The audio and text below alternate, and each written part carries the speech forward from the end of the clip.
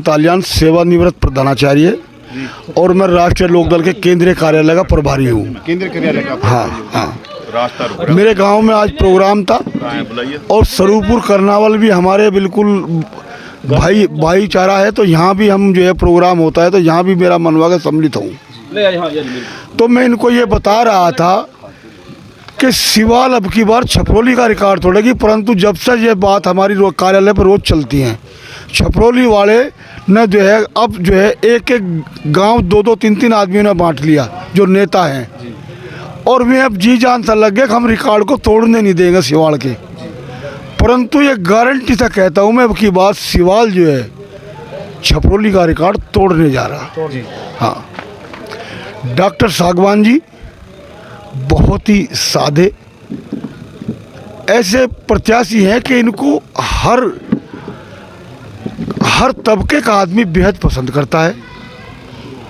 और सागवान जी जैसा कि अभी अनिल जी ने बताया, वे जीतने के बाद भी मकान उन्हें चाहिए ही नहीं।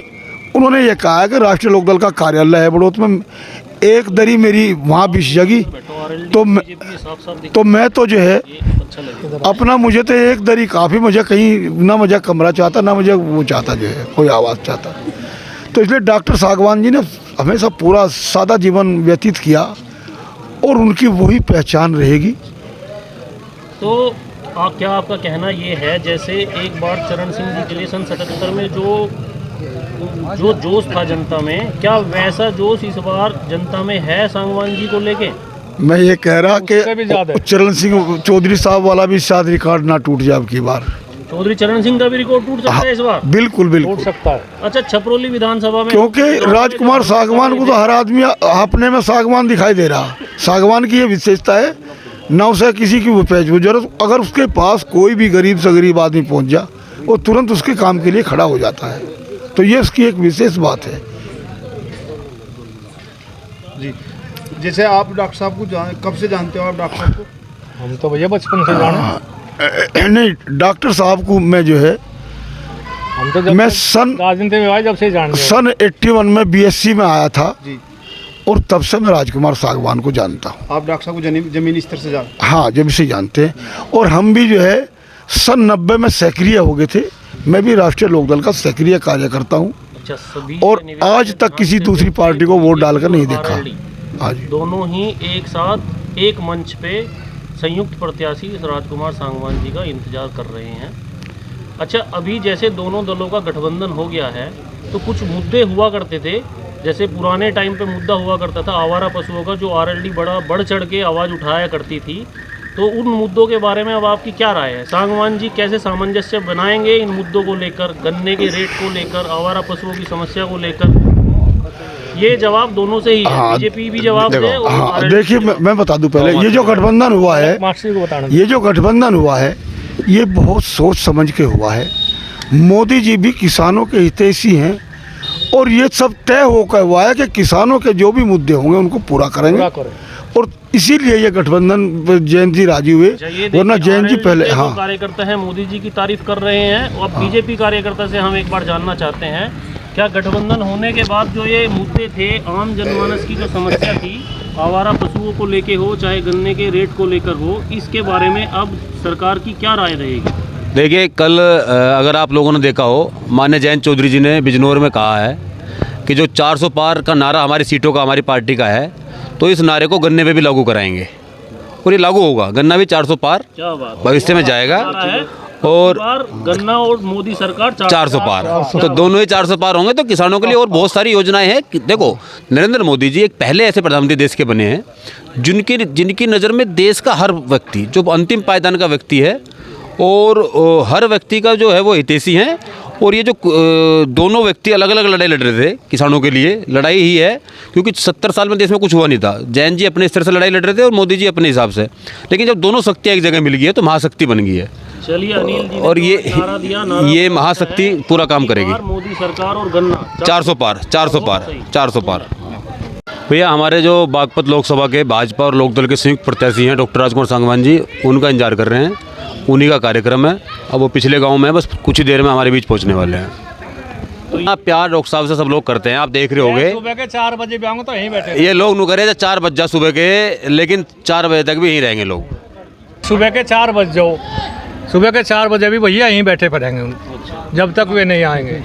तो जैसे भाजपा और लोकदल का गठबंधन हुआ है, तो हम ये जानना चाह रहे हैं, ये जो गठबंधन है, इस गठबंधन में आप कार्यकर्ताओं के जो ये दल है, सिर्फ दल मिले हैं या दिल भी मिले हुए हैं? देखो सब मिल रहा है, दिल मिल रहे हैं, और मुझे लगा 12 लाख वोट, मैं आपके चैनल के माध्यम से बता रहा हूँ, 12 लाख वोट डॉक्टर साहब को मिल चुकी।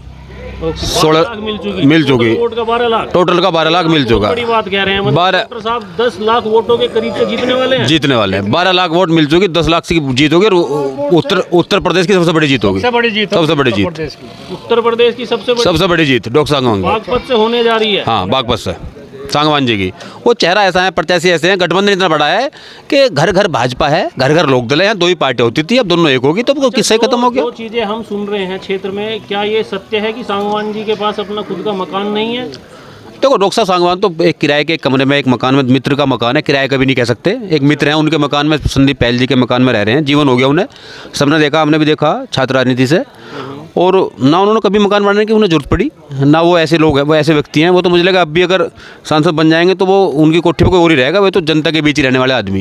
ये मकान की सांसद होने के बाद भी जनता और संसद, हाँ, वो उन्हें मकान की हवेली की जरूरत नहीं है, वो तो बड़े जमीन से जुड़े व्यक्ति हैं, जरूरत ही नहीं है। तो यहाँ पे जो थोड़ा बहुत विपक्ष है वो कहीं नजर आता है? ना, विपक्ष है ही नहीं, विपक्ष है ही नहीं। हमने कहा ना 12 लाख वोट तो मिल चुकी। आपके पूरे गांव में टोटल वोट कितनी है यहाँ पे? यहाँ करीब 6000 के करीब, नहीं यहाँ पे तो पोलिंग होगा 3500 करीब का पोलिंग होगा। तो इस पूरे गांव में सर्व समाज का संपूर्ण समर्थन, पूरा एक वोट, एक वोट भी बाहर नहीं जाएगी, को कोई वोट नहीं मिला, एक वोट भी नहीं, गुल्लक खाली रहेगी, उनकी गुल्लक खाली खास विधानसभा, सिवाल खास विधानसभा में, हाँ, सरूरपुर गाँव में। इस बार जैसा माहौल नजर आ रहा है, क्या सिवाल खास विधानसभा छपरोली विधानसभा को टक्कर नहीं, फेल आपका फेल करेंगे, छपरोली को हराएंगे, विधानसभा के लिए छपरोली को बैक कर देंगे आपका। अपने नाम के साथ जरा चैलेंज बताओ, छपरोली मेरा नाम अनिल चौधरी दबथवा है। इस बार छपरोली को बहुत पीछे छोड़ देंगे, थोड़ा बहुत नहीं, बहुत पीछे। छपरोली वासी इस चीज को ध्यान से नोट करें कि आपको चैलेंज दिया गया है। इस बार छपरोली का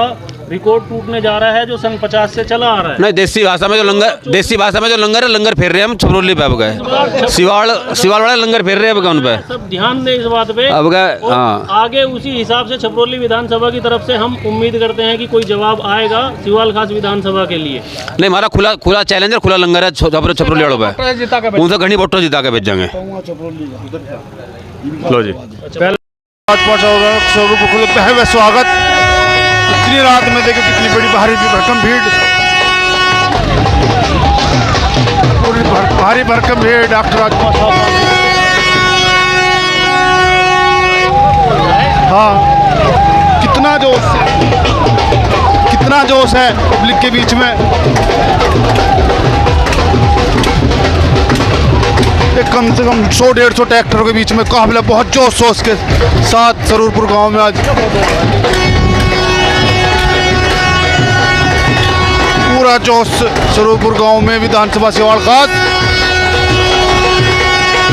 डॉक्टर राजकुमार साहू के भव्य स्वागत सरूरपुर गांव में।